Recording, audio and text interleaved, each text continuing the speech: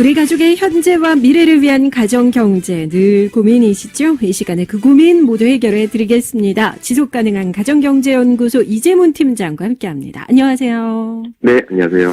예, 왠지 저희 집 통장을 맡기고픈 팀장님이신데 저희 집 통장 좀 불려주십시오. 오늘은 어떤 이야기로 도움을 주실 건가요? 네, 많은 분들하고 이야기 나눠보자면요. 저축과 투자를 하면서도 세금도 함께 좀 줄일 수 있는 금융상품이 있다면 관심이 많이 간다 이런 말씀 많이 하시는데요. 네.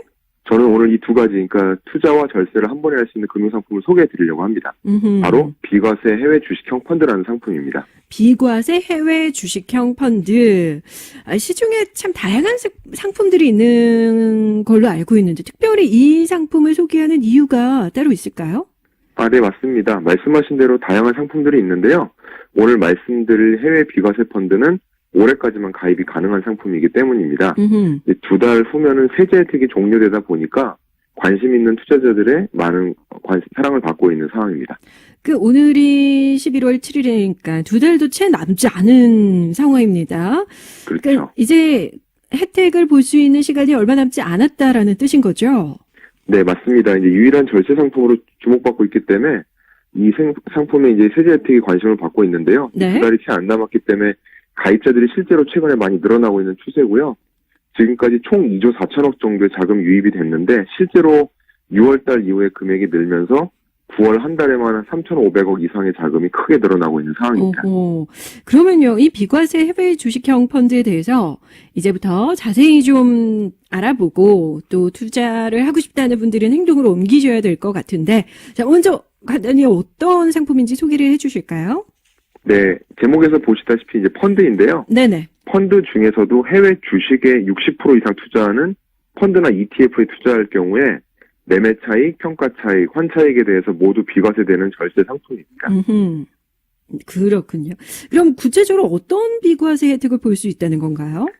네, 비과세 주식형 펀드는 납입금액 기준으로 개인별로 3천만 원 한도로 가입이 가능한데요. 예. 절세 혜택이 가입한 날로부터 10년간 유지가 되고요. 네. 비과세라는 부분이 결국 내가 투자해서 수익이 난 부분에 대해서 세금을 과세하지 않는다는 뜻이기 때문에 네. 수익이 많이 날수록 이런 비과세 혜택을 크게 볼 수 있는 거죠. 그렇군요. 그러면 이 비과세 혜택 대상이 되는 상품은 어떤 상품들이 있나요? 네, 해외 주식에 60% 이상 투자되는 펀드라고 말씀을 드렸는데요. 네네. 실제 이제 어떤 특정한 펀드를 지칭하는 건 아니고요. 작년 3월에 이제 나라에서 이러한 세제 혜택을 주기 전만 하더라도 해외 투자하는 거는 15.4%의 세금을 냈어야 됐습니다. 네. 근데 이제 작년 3월부터 올 연말까지 한시적으로 혜택을 주다 보니까 동일한 상품을 가입한다 하더라도 비과세로 해외 펀드를 가입하겠습니다라고 한다면 그런 비과세 혜택을 제공하는 것이죠. 많은 분들이 귀가 쏠깃할 것 같은데 가입 자격에 뭐 어떤 제한이 있거나 그렇진 않을까요? 국민이면 누구나 가입이 가능합니다. 아하.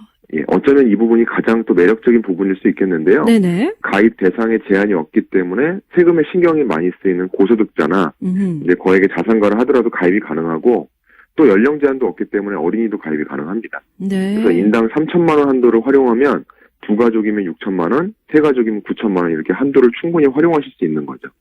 어린이 아이까지 가입을 할 수 있는 거군요. 네, 맞습니다. 예, 말씀하신 대로라면 당장 투자를 할 수 있는 그 여유 자금이 좀 있는 분들, 그런 분들만 가입이 가능하지 않을까 싶은데요. 네, 많은 분들이 이제 그렇게 생각을 많이 하시는데요. 네. 오늘 방송에서도 큰돈을 투자하라는 말씀이 아니라 이런 세제 혜택이 곧 끝나니까 금융 소비자의 입장에서 좋은 제도니 연말 전에 펀드라도 개설을 해놓자는 얘기입니다. 이제 실제 펀드 개설하는 데는 1,000원 정도만 있어도 개설은 가능하거든요. 그래요? 네, 그렇기 때문에 일단 개설만 해놓으면 10년 동안 유지가 가능하니까 그 제도가 끝나기 전에 먼저 개설해놓고 나중에 여유자금이 생기면 그때 불입을 하셔도 될 것 같습니다. 가입 한도가 아까 인당 3천만 원이라고 말씀을 드렸는데요. 네네. 금융회사나 계좌수나 펀드 수에는 제한은 없습니다. 그렇군요. 참고하시기 바랍니다. 갑자기 은행 가야 되나 이 생각이 드는데 돈을 뭐 많이 넣지 않아도 일단 계좌를 개설해 두는 것이 유리하다라는 말씀이신데 그러면 지금 나 당장 가입을 해야지라고 마음 먹으신 분들이 많을 것 같아요. 가입하려면 어떻게 해야 하나요? 네, 말씀하신 대로 증권사나 은행을 통해서 개설이 가능한데요. 네네. 이런 비과세 혜택을 받기 위해서는 먼저 비과세 계좌를 신규로 개설해달라고 하시던가 네. 아니면 해외 주식형 펀드를 개설하면서 그 안에 비과세 한도를 넣어달라고 요청을 하시면 되겠습니다. 그렇군요. 일반 시중의 은행을 찾으면 될까요? 네, 맞습니다. 일반 은행도 괜찮고요. 네. 또 다른 증권사를 방문하셔도 동일하게 개설이 가능합니다. 예, 알겠습니다. 비과세라고 하면요. 근데 그 효과가 얼마나 되는지 참 가늠하기가 쉽진 않은 것 같아요. 실제 절세 효과가 어느 정도인지 좀 예를 들어서 설명을 해 주실까요?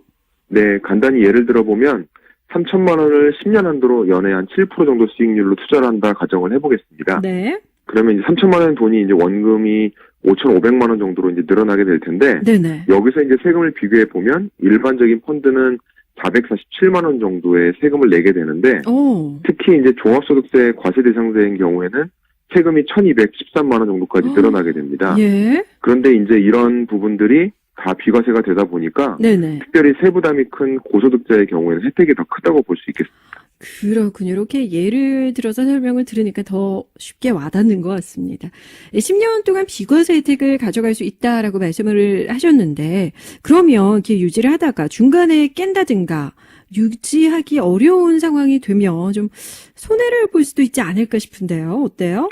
그렇진 않습니다. 이 보험 상품이 아니다 보니까 만기 의무가 있는 다른 상품과는 다르게 의무 유지 기간이 없습니다. 그래서 원하는 기간만큼 투자가 가능하고요. 네. 중간에 목돈이 또 필요하면 자유롭게 인출하실 수도 있습니다. 예. 다만 이제 펀드를 처음에 개설한 이후에 또 내년 이후에 펀드를 만약에 해지한다라고 하면 세제 혜택이 종료된 이후에 펀드가 해지되는 거기 때문에 다시 개설이 어려워서 이제 이때는 해지를 하시는 게 아니라 최소한의 금액은 남겨두어야 또 펀드를 앞으로 계속 이용할 수가 있고 10년 동안 비과세 혜택을 볼 수 있는 거죠.